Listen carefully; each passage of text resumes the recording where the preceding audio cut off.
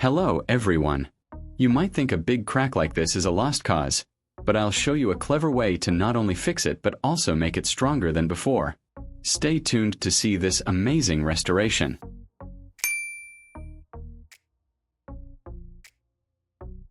First, I'm starting with a simple PVC pipe section. To form it to the shape I need, I'll secure it with pliers and use an angle grinder to carefully cut a slot along one side. This slot will allow me to easily bend the pipe later on. I'll use a heat gun to warm up the PVC pipe. Heating it makes the plastic pliable, allowing me to bend it.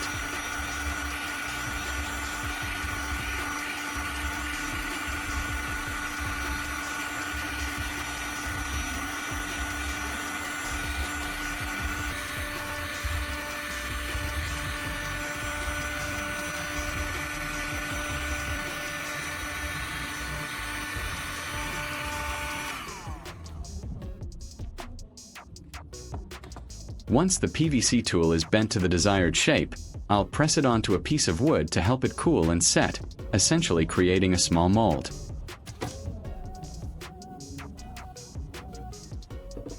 Next, I'll place a flat piece of plastic over the damaged area on our surface and use masking tape to secure it, creating a stencil around the existing hole.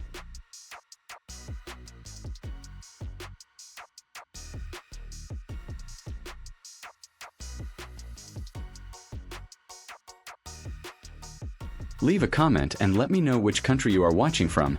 It's great that we can connect and chat from all over the world.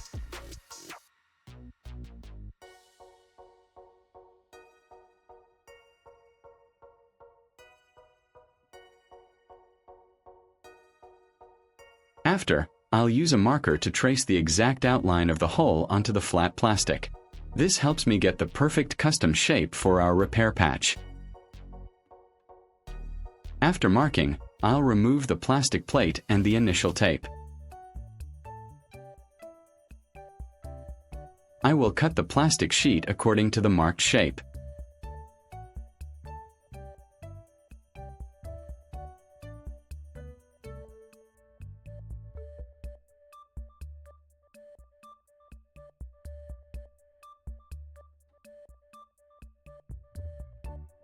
To properly seal the back of the repair area, I'm placing a strip of tape underneath the hole.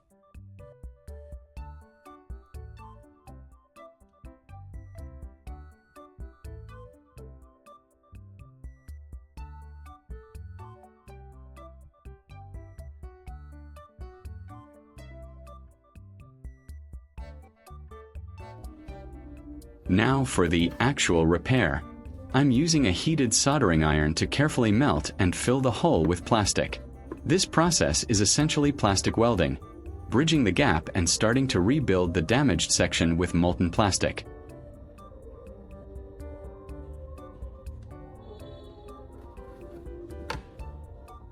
To reinforce this repair, I'm taking a handful of ordinary staples.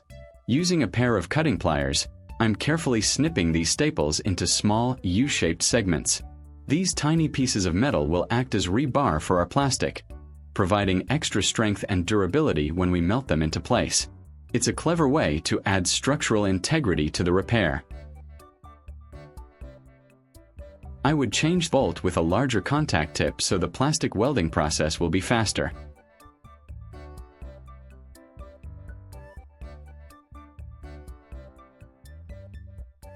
If you find this video interesting, don't forget to like, subscribe, and turn on the notification bell so you don't miss any interesting ideas coming soon.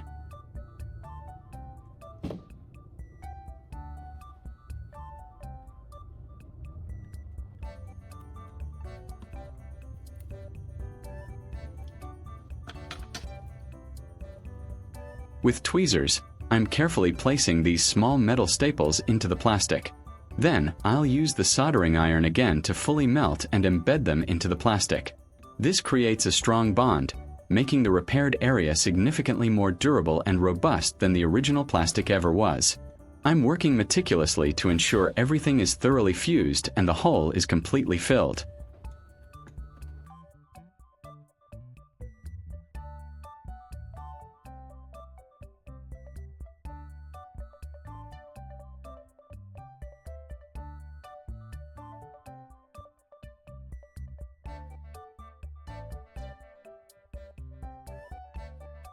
I continue to embed more staples, making sure to fully integrate them into the plastic. It's a bit of a patient process, but the added strength will be well worth it.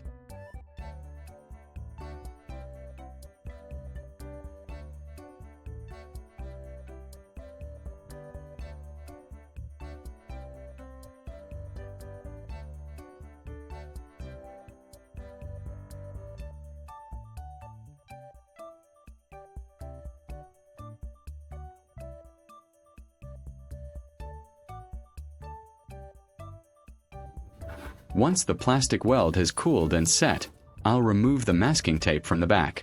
Then, I'm using sandpaper to smooth out any rough spots and excess material on both the interior and exterior of the casing. This is essential for achieving a uniform and aesthetically pleasing surface for the next steps.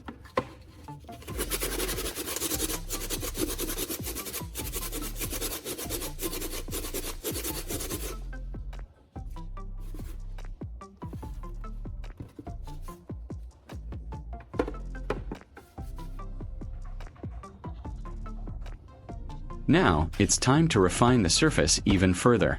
I'm opening a can of automotive body filler, which is perfect for creating a smooth, seamless finish.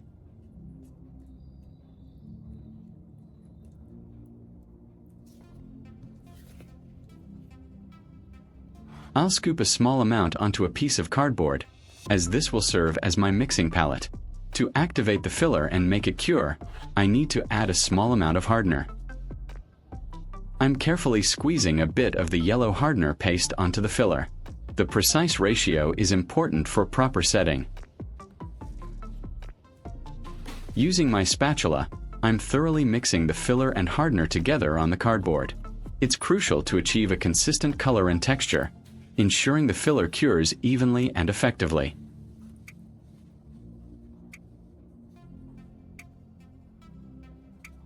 I'm applying the mixed body filler over the repaired area on the plastic casing using a yellow plastic spreader. I'm aiming for a thin, even coat, meticulously filling any remaining imperfections and blending the repair into the surrounding surface. This layer will provide the perfect base for painting.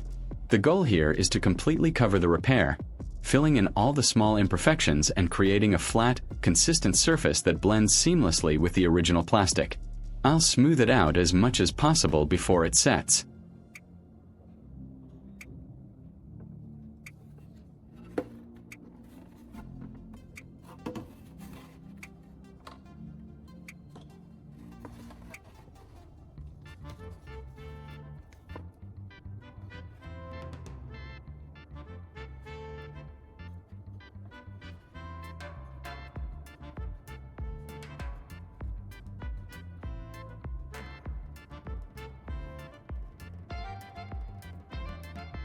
After allowing the filler to dry, I'll use a utility knife to carefully shave off any high spots or excess material that is cured around the edges. This makes the subsequent sanding much easier and prevents a bulky repair. Then I'm using sandpaper to meticulously smooth the filler, blending it perfectly with the original plastic.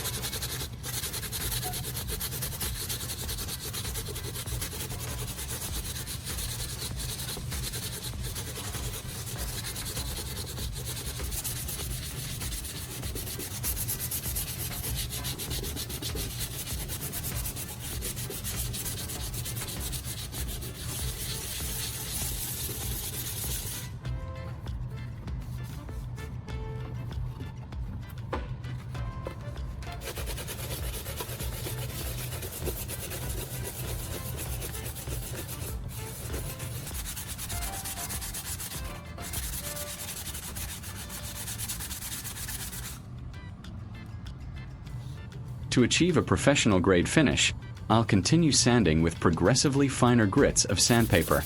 This step is crucial for removing any remaining imperfections and ensuring the surface is incredibly smooth and ready for paint.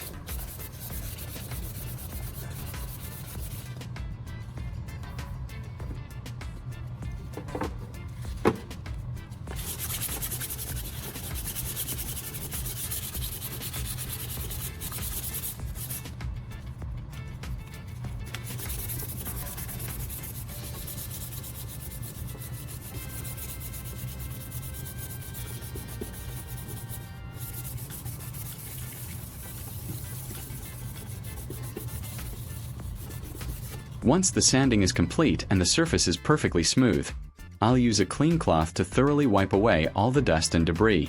A clean surface is essential for proper paint adhesion and a flawless final look. Then, it's time for painting.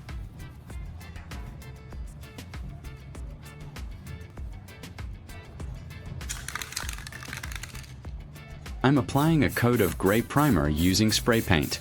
This ensures the putty has a consistent base and helps the final paint adhere better. Primer not only helps the final paint adhere better, but also creates a uniform base color, ensuring our gray top coat looks consistent. After allowing the first coat to dry, I'll apply a second thin coat of primer for optimal coverage and a flawless finish.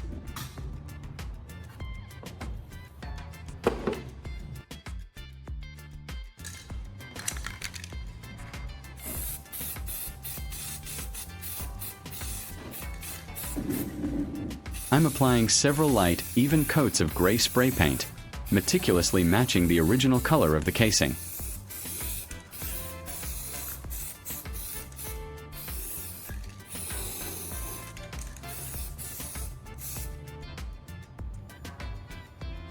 Look at that! The hole is completely gone, seamlessly repaired and perfectly smooth. It's not just repaired, it's stronger than ever.